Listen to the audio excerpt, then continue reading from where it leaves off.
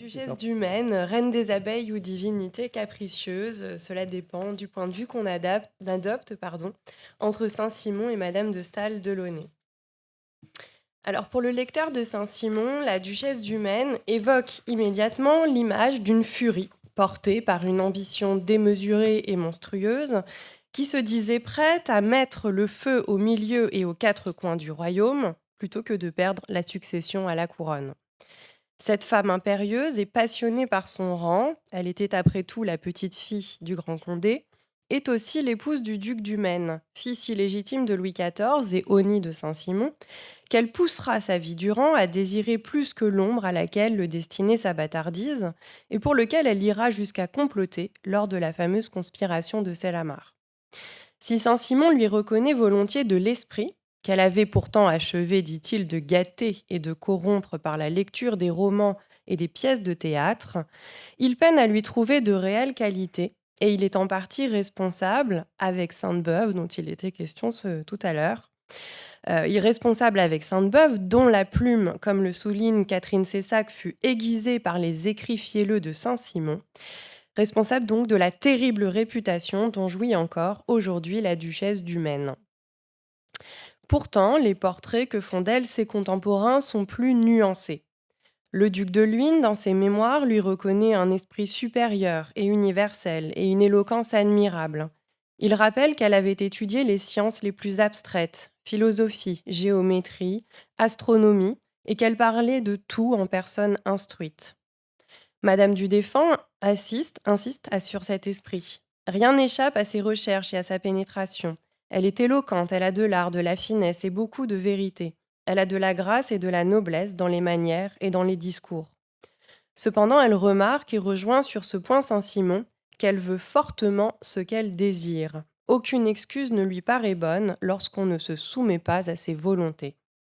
Quant à la duchesse d'Orléans, sa belle-sœur par alliance, elle déplore sa méchanceté qu'elle juge intolérable et la décrit comme une personne versatile et capricieuse. Elle est tranquille, dit-elle, durant toute la journée, et elle la passe à jouer aux cartes. Mais lorsque le jour est fini, alors commencent les colères et les extravagances. Elle tourmente son mari, ses enfants, ses domestiques, au point qu'ils ne savent que devenir. Si de ces portraits, à charge et à décharge, émerge l'image d'une femme brillante par son esprit, remarquable par son caractère, mais aussi fortement autoritaire, peut-être faut-il se tourner vers les mémoires de celle qui fut sa femme de chambre et qui passa la majeure partie de sa vie à ses côtés, pour espérer retrouver une image plus juste, plus nuancée en tout cas, de la reine de Sceaux.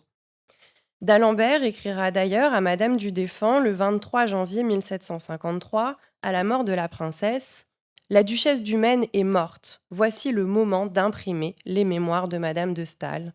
Et ils le furent en effet en 1755. Rose de Launay, devenue par son mariage tardif en 1735 avec le baron de Staël, Madame de Staël de Launay, entre au service de la princesse à l'automne 1711 et lui reste fidèle jusqu'à sa mort, malgré un séjour de 18 mois en prison, dans le cadre de la conspiration de Sellamar, et surtout quelques tentatives malheureuses pour quitter sa maîtresse, qui lui refusa toujours ce droit. À cet égard, les mémoires de Madame de Staël de Launay offrent un contrepoint important à ceux de Saint-Simon, qui ne l'évoquent d'ailleurs que fugacement, car même si Madame de Staël de Launay peut sur certains points rejoindre notre duc et père, elle ne partage en aucun cas son hostilité catégorique à l'égard de la duchesse du Maine et se montre même fort attachée à cette femme dont elle devint progressivement la confidente, mais qui n'hésita pas à la malmener et à l'humilier. C'est avec une grande lucidité qu'elle décrit, avec un mélange d'admiration et de ressentiment, celle qu'elle appelle sa princesse, qu'elle aime et estime malgré ses colères et caprices, et son ambivalence nous semble être à l'image du caractère contradictoire et entier de la duchesse du Maine. Ainsi, alors qu'elle s'apprête à sortir de prison et à rejoindre Sceaux, Rose de Launay désire, tout autant qu'elle craint, de se retrouver auprès de Madame la duchesse du Maine. Effrayée, écrit-elle, des peines et des fatigues où son service allait la faire retomber. Tous mes sentiments étaient suspendus, dit-elle, par la force presque égale d'un sentiment contraire, reflet même du caractère contradictoire de la duchesse du Maine. C'est donc à travers le témoignage complémentaire de Madame de Staël-Delaunay que j'ai souhaité aujourd'hui interroger l'image que Saint-Simon a laissée à la postérité de la duchesse du Maine et dont s'est fortement nourrie au XIXe siècle Sainte-Beuve. Pour cela, je m'intéresserai dans un premier temps à la cour de Sceaux, sur laquelle règne la princesse, avant de revenir sur les ambitions politiques et les rêves de pouvoir de la duchesse du Maine. Alors Saint-Simon décrit dans ses mémoires la duchesse du Maine comme une manière de divinité fort capricieuse qui se croyait tellement tout due qu'elle ne croyait plus rien devoir à personne. Proche sur ce point du témoignage de Madame du Deffand, il la dépeint comme une figure autoritaire, fortement indépendante, mais aussi despotique, qui avait secoué, dit-il, tous ses jougs et en particulier tout ce qu'elle appelait contrainte, pour vivre librement et à son gré. Le mémorialiste fait le portrait d'une femme caractérisée par l'intensité, ayant du courage à l'excès, entreprenante, audacieuse, furieuse, ne connaissant que la passion présente et y posposant tout. Cette princesse impétueuse paraît imprévisible, soumettant tout à ses volontés et ne supportant aucune autorité. Elle est en cela fidèle à son rang, mais aussi à sa lignée, puisqu'elle est la petite fille du grand Condé, prince frondeur, mais aussi la fille de Monsieur le Prince, qui rappelle Saint-Simon, tenait tout ce qui était réduit sous son joug, dans une incroyable contrainte. Épouse terrible, toujours selon Saint-Simon, son mari, écrit-il, tremblait devant elle. L'ascendant qu'elle avait sur lui, dit-il, était incroyable, et c'était à coups de bâton qu'elle le poussait en avant. Madame de Staël-Delaunay, sans verser dans les propres excès de Saint-Simon, dépeint elle aussi une figure autoritaire et idolâtre d'elle-même, qui, je la cite, croit en elle de la même manière qu'elle croit en Dieu et en Descartes, sans examen et sans discussion. On n'a point de conversation avec elle, ajoute-t-elle. Elle ne se soucie pas d'être entendue, il lui suffit d'être écoutée. Cette princesse ne devait dès lors pas se contenter d'évoluer dans l'obscurité au sein de la cour vieillissante de Louis XIV. Rapidement après son mariage avec le duc du Maine, qu'elle avait soumis à ses volontés, c'est ce que confirme Madame de Staël, elle développe à Châtenay puis à Sceaux, où elle s'établit à partir de 1700, une cour parallèle, où elle s'entoure de figures qui nourrissent tant sa curiosité intellectuelle que son goût des plaisirs, et sur laquelle elle règne en souveraine. Mais cette cour parallèle devait aussi devenir une cour concurrente de celle de Versailles, et elle constitua, selon Georges Poisson, un foyer d'opposition ressemblant à cet hagard au Chantilly de son grand-père. Cette cour, qui attire de grands esprits comme Fontenelle et Madame du Deffand, est un brillant foyer artistique et intellectuel dont Saint-Simon, malheureusement, a été incapable de mesurer la grandeur et la magnificence. Les bals et les fêtes de Sceaux, dont la duchesse du Maine est la reine, célèbrent les arts, la poésie, la musique, la danse et surtout le théâtre, sa grande passion. Et ces fêtes ne sont jamais aussi magnifiques que lors des grandes nuits organisées par ses fidèles. En évoquant la duchesse du Maine peu avant sa mort, Voltaire écrit qu'elle aimera la comédie jusqu'au dernier moment et il conseille, le jour où elle sera malade, de lui administrer quelques belles pièces au lieu d'extrême onction. Voltaire aime chez la duchesse du Maine ce qui la fera blâmer de Saint-Simon. Le mémorialiste ne parle en effet des fêtes de Sceaux, auxquelles il n'a jamais assisté, qu'en termes de folie et de ruine financière. Il écrit que le duc du Maine se voyait ruiné en théâtre et en fête sans oser dire un seul mot. Saint-Simon reste fondamentalement imperméable au goût des arts de la duchesse du Maine et il s'étonne de la voir jouer la comédie en permanence, qui plus est avec ses domestiques et quelques anciens comédiens. Et d'ailleurs, Madame de Staël-Delaunay, dont le talent a été reconnu progressivement par sa maîtresse, est témoin de ces fêtes grandioses et de ces divertissements incessants auxquels elle participe et pour lesquels elle a même rédigé 2 comédies.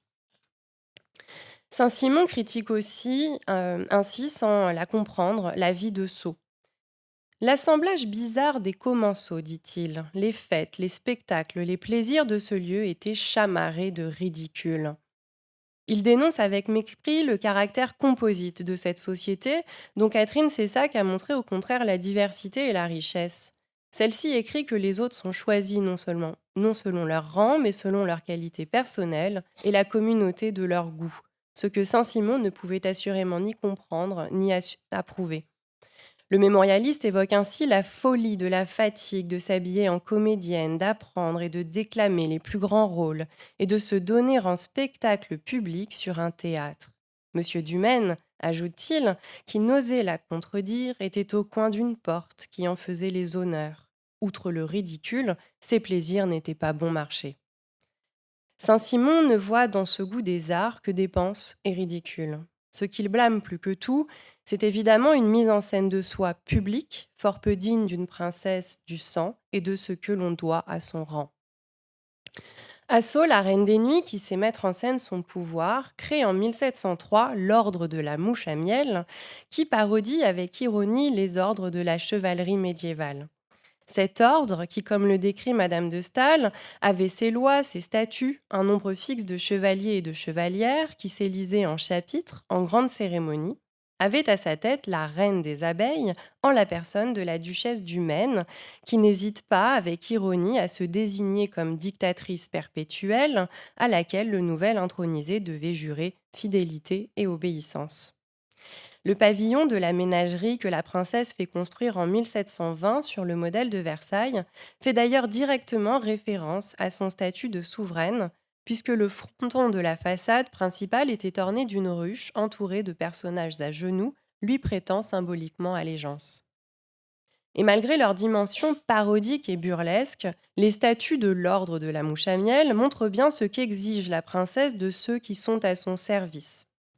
Vous jurez et promettez de vous trouver dans le palais enchanté de Sceaux, chef-lieu de l'ordre de la mouche à miel, toutes les fois qu'il sera question d'y tenir chapitre. Et cela toute affaire cessante, sans même que vous puissiez vous excuser sous prétexte de quelque incommodité légère, comme goutte, excès de pituite ou gale de Bourgogne. Les mémoires de Madame de Staël-Delaunay confirment le visage absolu de la duchesse du Maine, qui se comporte en maîtresse tyrannique pour ceux qui l'entourent. Il raconte ainsi la bourrasque qu'elle essuie le jour où elle s'autorise, parce qu'incommodée, à se reposer plutôt que d'assister au déshabillé de la princesse, où elle se sait inutile. Sa faveur, en réalité, ne la préserve en rien, et elle se voit durement réprimandée par une maîtresse despotique qui lui dit, je cite, qu'elle voulait des femmes pour la servir.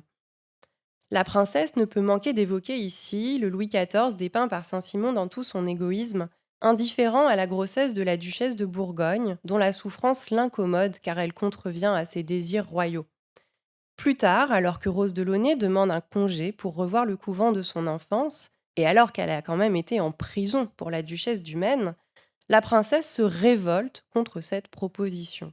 Et à son retour à Sceaux, parce qu'elle a quand même été faire ce séjour, la mémorialiste raconte qu'elle est fort mal reçue. Cet essai de liberté que j'avais fait avait déplu. La duchesse du Maine va même jusqu'à refuser que Madame de Staël-Delaunay passe la semaine sainte avec son mari. Indignée à cette idée, elle lui oppose un refus absolu, l'accusant, je la cite, de la plus noire ingratitude et du plus inique procédé, comme si j'avais manqué à tout devoir envers elle, parce que j'avais voulu en rendre quelqu'un au mari qu'elle m'avait donné. Alors, reine des abeilles à la cour de Sceaux, la duchesse du Maine, qui se fait appeler Ludovise par ses fidèles sujets, qui porte d'ailleurs autour du cou une médaille à son effigie, répète sur ce théâtre le rôle qu'elle rêve de jouer un jour à la cour de France. La mise en scène ironique de son pouvoir à Sceaux ne fait que prouver son désir de régner et de retrouver un rang dont la prive l'alliance avec un bâtard de Louis XIV.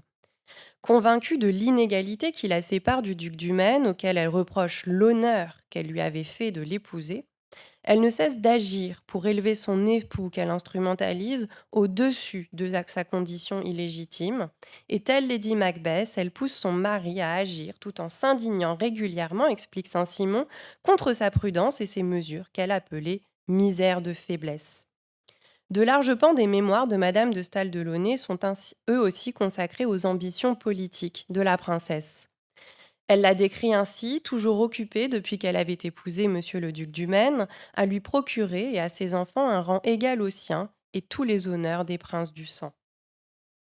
Si la duchesse du Maine se rêve à Sceaux en reine des abeilles, elle s'imagine déjà à Versailles en régente de France. Or, cette passion du pouvoir qui lui vient en partie de son héritage familial, elle est la petite fille du grand Condé et Saint-Simon ne manque pas de souligner son ascendance frondeuse.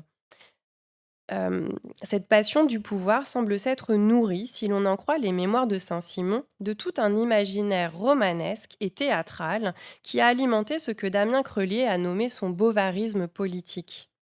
C'est ce que laisse entendre le mémorialiste quand il écrit que son esprit fut gâté et corrompu par la lecture des romans et des pièces de théâtre, dans les passions desquelles elle s'abandonnait tellement qu'elle a passé des années à les apprendre par cœur et à les jouer publiquement elle-même, au point peut-être de confondre fiction et réalité.